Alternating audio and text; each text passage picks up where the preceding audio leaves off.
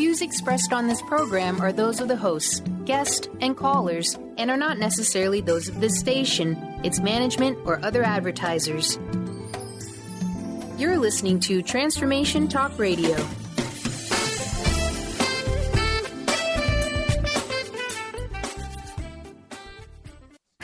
Moms, are you ready to become enlightened, empowered, and stress-free? Well, get ready because you are about to tune into vibrant, powerful moms helping everyday women create an extraordinary life with Debbie Pokornik. Each week, Debbie discusses topics to help you become self-aware, inspired, and on track to create the life you crave. It's time to stop settling and start thriving. And it all begins now on Transformation Talk Radio.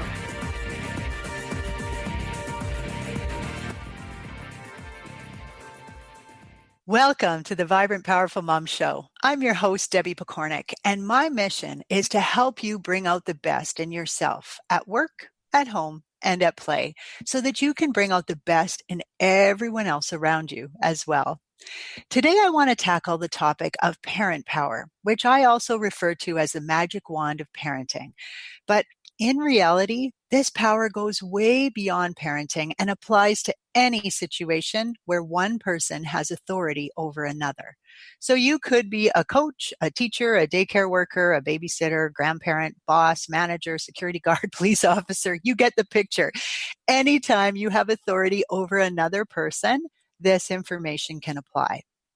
Now, this is an important topic for all of us to be aware of because so many people in positions of authority misuse this power. And as a result, they make life much harder than it needs to be. When you overuse your power, you build a relationship that relies on you flexing your power muscle every time you want someone to listen to you. This creates resistance. It sets you up for power struggles, and it prematurely drains your power. When you use your power wisely, you build respect, you teach life skills, and you end up empowering the other person. This is especially important to know in regards to raising kids, because your parent power naturally runs out right about the time your child becomes a teenager. So if you haven't worked to build respect during the early years, you'll have nothing but, I guess, possibly fear to use to get your way, which means that you'll have to rely on brute force, tough love, threats, or other creative manipulation to gain compliance. And that, my friends, is exhausting. So I'm going to mostly talk about this topic from the perspective of being a parent because, after all, this is the Vibrant Powerful Mom Show. But I encourage you to think about how it applies in other areas of your life as well. So what is this magic wand?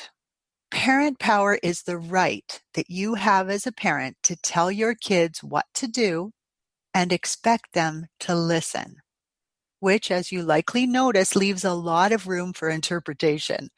We are not really told that we have this power. It's just a given. In fact, anytime you are responsible for the well-being of someone else, this power naturally arises, but the dynamics of it can really change depending on the age, upbringing, and situation of the people that you're looking after. When it comes to kids, your power is at its strongest when they're little, and it naturally diminishes as a child gets older.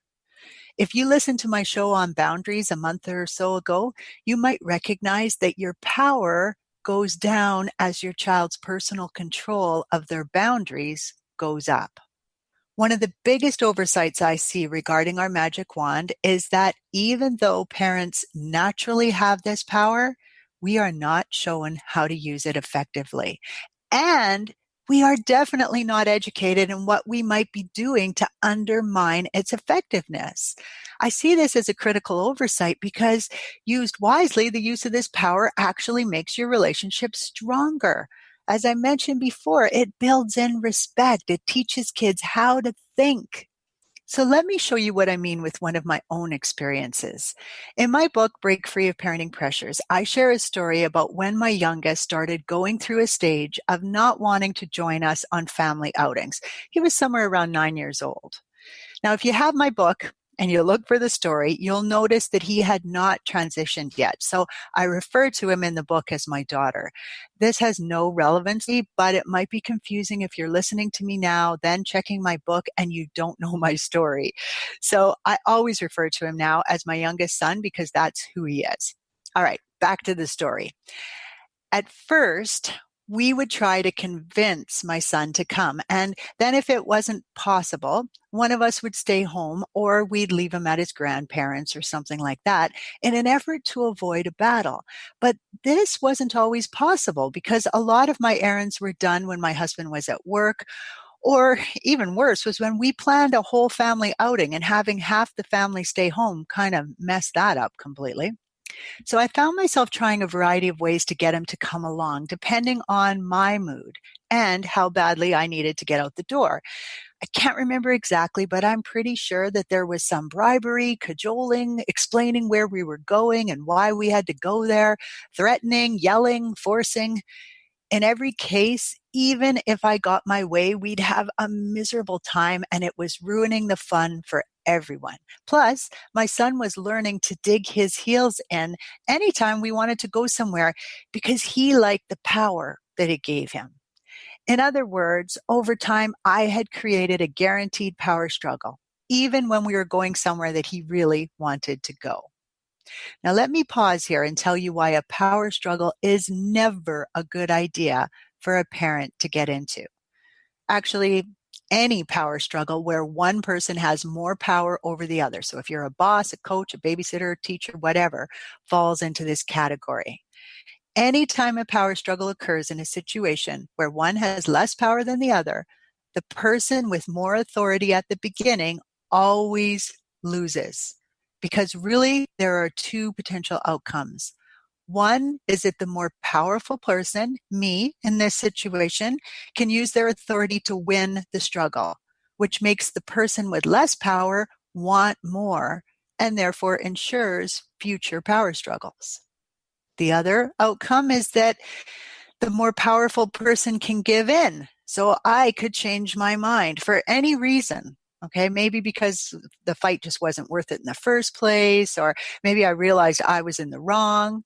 It doesn't matter what the reason is. When you give in, the underdog gets the dopamine hit that happens with the win and wants more of that, meaning it ensures more struggles in the future. So power struggles are never a great place to be when you are the person in the position of authority. It's always best to avoid them whenever possible. And I'm going to show you how to do that. And if you only figure out that you're in a power struggle partway through, you're going to want to back out gracefully and calm yourself down until you're ready to come back and do the damage control. Okay.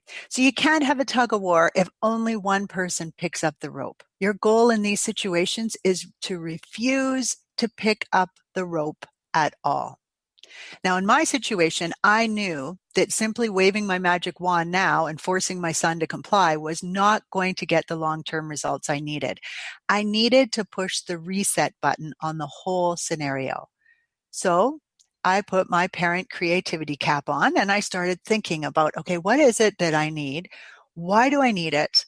And how could I possibly make this happen? Now, I realized pretty quickly that there's quite a few things I could do to set us up for success ahead of time in the future. But first, I needed to stop the struggles. The only way to regain my authority was to use my magic wand calmly, sparingly, intentionally, and in a consistent way. So with that in mind, I figured out my plan, and then I told my son, I need you to come with me when I have to go somewhere, and I don't like fighting with you to make that happen. So when you decide you won't come with us, I will use my parent power and start removing things that you like TV time, movies, computer time, and I'm going to continue to take them away until you listen. There's going to be no discussion. I'm not going to fight about it. I will simply take things away. The longer you won't listen to me, the more you will lose. I don't want to do this, but I also do not want to fight with you every time we have to go somewhere. Now, after this initial discussion, which I should mention we had at a time where we weren't going anywhere so that we could talk about it, he could ask questions, he could share his thoughts about it, he could rant and rave about it, he could do whatever he wanted, I wasn't changing my mind. Okay. And then the next time that the problem arose, I didn't say, uh-oh, think about what you're deciding or anything. I just jumped right into it. We are leaving and you need to come with us. You have 10 seconds to decide to work with me, and then I start using my parent power to take things away. I like to count silently in my head because otherwise to me it feels like a threat. So I told them when I was at 5, and then when I got to 10, I said, there goes the computer for the evening. Then I paused. There goes the computer for tomorrow. There goes the computer for Wednesday. Now, after continuing with that, I said, okay, that's a week of computer. We're moving on to movie time. There goes movie time for this evening. I focused my energy on staying calm, being consistent, respectful, and then following through on whatever transpired from that interaction. Thankfully, I'd given myself extra time, so I didn't feel the panic of needing to go out the door, and that really helped me to stay calm. As soon as it looked like he was listening, I would slow down on what I was taking away. But if he stopped getting ready, if he started to grumble again, if he started to argue with me, I would just start right back up.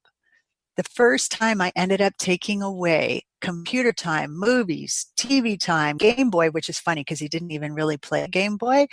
I took all of it away for 2 weeks, and I was about to launch into play dates and sleepovers. So I will admit I was starting to panic a little bit, but I stayed calm. I reminded myself that this was way better than fighting with him, and I didn't try to reason with him, bribe him, or get angry at what was going on. Amazingly, this worked despite the fact that my son was only allowed 1 hour total for computer, TV, movie, and so on a weekday, and 2 hours on a weekend. That fact didn't seem to make a difference at all. My son could see that I wasn't picking up the end of the tug-of-war rope, which meant I wasn't stopping until he listened. Even though we'd had many power struggles over this, I really only had to use this tactic twice. And the second time, I only took one thing away for 2 days. And then this problem actually became a thing of the past. So let me give you 5 tips for keeping your magic wand in tip-top shape. Number 1, put your energy into controlling yourself. Your wand only works when you're calm, cool, and collected. If you find yourself losing your cool, you are entering into power struggle territory. So you need to stop it, and fast. As long as you stay calm and you don't let your emotions run the show, you are refusing to pick up the tug-of-war rope, which means you can still use your power and keep it working for you. It's not showing weakness to tell the other person that you need some time to cool down or think about things before continuing. So if that happens, if you feel yourself starting to lose it, it's fine for you to just tell them that. I need to take a few minutes. It's actually modeling self-control and likely will earn their respect in the long run. When it comes to holding on to your personal power, you are golden when you can control yourself. Tip number 2, pick your battles wisely. You must be sure before pulling out your parent power that this is in fact a battle worth having. Sometimes, just like our kids, we will dig in our heels without a lot of thought. And even though we're supposed to be the bigger person in the discussion, we will use our power just to get our way. It's best if you can get clear on what you are enforcing and why. My show on boundaries can really help you with that. So check that out if you need guidance on it. And then you want to consistently enforce the big things. So if you let your current mood determine what you're going to fight over, you will find that the other person challenges you more because they need to figure out your mood before they know what they can or cannot do. So anytime you flex your power muscle, you make life a little harder on yourself. Be sure it's worth the effort before striking that pose. Tip number 3, be clear about what's involved. Sometimes we think others know what we're asking when they really don't. We also don't always have the full picture about why they are resisting. So be clear about what's about to happen. Bath time in 10 minutes. You each get 5 minutes to play the game, and then the game gets turned off and you both come for bath. I'll set the timer. Clarity really helps you there. Of course, if you have no issues with bath time, don't start throwing around unnecessary rules. This is for things that you're getting some resistance on and that could lead to a power struggle. When that's happening, avoid confusing the conversation with bribes that you think will sweeten the pot. So you don't want to say to them, come on, after your bath, you can have a fruit roll up. It's fine if they get a fruit roll up after their bath, but it doesn't need to come into the discussion now at all unless they ask for one. And then you could answer quite simply with something like, yeah, right after your bath. When you do get resistance, it's typically worth it to have a conversation later about why they were resisting your request. It could be that their sister had hogged the game for the whole hour, and now, finally, when it was just coming up to their time to get to play it, you announced that it was bath time, and then not only that, but you gave their sister 5 more minutes on the game. So in the end, all they got was 5 minutes. Now, even though you can't change the past, this can help you to empathize with them. It gives you clues about how to do things better in the future, and it also allows them to feel heard. So it's a great way to follow up. Tip number 4, once you commit to it, stand strong. Part of our kids' job is to test us, to try and figure out where they can push boundaries and where they cannot. When you really understand this, you can use it to your advantage because you no longer need to feel like a meanie. You're simply helping them learn that some rules need to be listened to.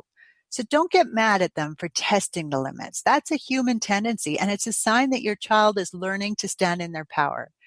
Just be clear about which rules are inflexible and enforce them calmly. So things like put on your life jacket before going out that door, or you stay in the cabin. Tip number 5, use your power sparingly. Just because your power works really well doesn't mean you should pull it out every time you want to get your way. As humans, we like getting our way, but flexing our muscles all the time overuses it and it weakens your future requests. On top of that, if you use your power and then allow the other person not to comply, you are prematurely weakening your power. So every time you pull out your wand, you are committing yourself to seeing it through to the bitter end. This can be quite exhausting. So, as I mentioned earlier, pick your battles wisely. Another reason to use it sparingly is that an overused tool has a good chance of burning out, and your magic wand is no exception. Every time you use it, you increase the odds of the person that you have power over deciding to call you on it, especially if they have a really strong personality. I used to see this with teachers all the time who use their power rather than their creativity and relationship building tools to gain compliance from their class. At some point, a strong-willed student would call their bluff, and suddenly that tool stopped being effective for half the class. The teacher often blamed the student when in fact it was their misuse of power and lack of variety that was really the problem. Now, I'm not blaming the teacher for this. They didn't have the training to do what they needed to do with that class. But I am saying when you pay attention, it can really make a difference. As our kids get older, I've mentioned this a couple times, our parent power or authority over them naturally decreases. And when this happens, you need to rely on the mutual respect that you've built with them all those years that you had your power. You also need to have empowered your teenager to know how to make good choices. Staying calm, being respectful, being intentional, and consistent can all help your child make good safety decisions in the future and will result in a more harmonious family overall. When you reserve your magic wand for those moments when you must get your way, or as a last resort when nothing else is working, you will find that people listen because they recognize that this is not your normal style of operation. So there you have it. 5 tips for using your magic wand in a manner that will help your power stay strong as long as possible. It will allow you to get your way when absolutely necessary and minimize the number of power struggles that you experience on any given day. It's not easy to reestablish your power over another once it's lost, but you can start building mutual respect at any step along the road. It's a tougher row to hoe, especially when the other person has called your bluff. But if that's where you are at the moment, then it's an important part of your journey and you might as well embrace it. Remember, these tips work in any relationship where one person has power over another. So whether you are a parent, a boss, a group leader, a coach, a grandparent, whatever, keep tuning in to how much you're using your power to get your way. Your actions will be either building or destroying respect with that other person and can make your life easier or more miserable as a result. Before I leave you for today, I promise to give you a few ideas for preventing power struggles. So here are 6 tips from my Break Free of Parenting Pressures book. Number 1, be clear about your expectations and provide good reasons for your beliefs. Power struggles typically arise over the few things your child is learning he can control. So when he's young, those are things like what he eats, when he sleeps, how often he bathes, what he wears, and etc. So these are the areas you'll want to give some thought to if this idea is brand new to you and your child is still quite young. Number 2, explain your expectations to your child. Don't make this a lengthy lecture, but rather an age-appropriate explanation. If possible, decide on a consequence for slip-ups or a reward for compliance. It's much easier to deal out a consequence calmly when you've thought it through ahead of time. I found that my kids actually liked being part of the consequence and reward setting process, and they often suggested better ideas than I would have come up with on my own. Make sure that you have this conversation at a time when nothing is at stake. For example, don't set up bath time consequences 2 minutes before bath time, or talk about bedtime expectations right at bedtime. If you do, you'll find that there's often stronger emotions involved than you might like, and that would lead to a really good conversation. Number 3, understand that your child wants to have some say over his life, and one of the few areas he can truly control is his body. So give him as much choice as possible from as young an age as possible. So you can start with limited choices on a variety of things and then bring them in as often as you can. Questions like, do you want an apple or an orange? Do you want to wear the red shirt or the green one? Do you want a story before bed or 5 more minutes of Lego? Then, as your child shows an ability to make these decisions, move on to more open choices, like what would you like to have for breakfast? And if needed, you could create a list of possible breakfast foods, for example, and then let him choose what he wants from the list. Be careful not to offer a choice when you have a preconceived idea of what is the right choice. So for example, don't say, do you want to take a jacket when you believe it's too cold to go out without one? Instead, you might give a choice of, do you want to choose which jacket to bring or should I? Finally, don't be offended if you give a choice of 2 items, like do you want an apple or an orange, and your child responds with a third choice, like banana. This shows she's thinking and is willing to speak up for what she would like. Of course, if she chose gummy bears, you could say, no, that's not one of your options.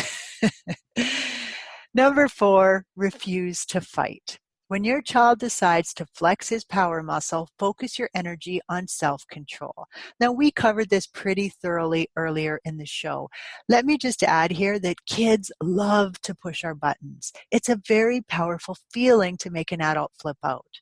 So use your energy at this time to stay calm and clear about your expectations. Protect your anger button and refuse to go into battle. Number 5, be consistent. A rule worth having is a rule worth enforcing. On special occasions, you can make changes, but overall, the rule should be there for a valid reason and therefore be worth insisting on. Let your family know ahead of time when you're going to allow an exception to the rule, and never do that once a power struggle has already begun. An example from my life is when we would be going out and we didn't have time to clean up toys before leaving. If we would be getting home at bedtime or later, I would announce before we left that there would be no captured toy box that evening, so they would know that this was an exception. If I didn't do this and just didn't capture the toys, it would create confusion about the rule. If you don't know what a captured toy box is, you can read all about it in my Break Free book. But for now, all you need to know is it was a tool that I created in my house that took the fighting right out of toy cleanup. Finally, number 6, if you do engage in a power struggle, get out as quickly as you can, acknowledge it to your child later, and assure him the rule is still in force. For example, the fight we had over breakfast this morning, honey, was wrong, and I'm sorry it happened. Breakfast is an important part of the day and is still a rule in our house. It's unlikely you'll be able to avoid every power struggle, but you can cut them down to occasional events, and life will be much easier by following these ideas. There will be days when you are deep into a struggle before you recognize what is happening. This is normal. What's important is that you recognize and learn from it. It takes 2 to tango. The question is, how badly do you want to dance? With much respect for you and the journey you are on, this is Debbie Pokornik wishing you a vibrant and powerful day. You've been listening to Vibrant, Powerful Moms with host Debbie Pokornik. If you've enjoyed this show, please give us a shout out and leave us a positive review. To find out more about Debbie and her sisterhood of vibrant, powerful moms, visit empoweringenergy.com. That's empowering with letters NRG.com.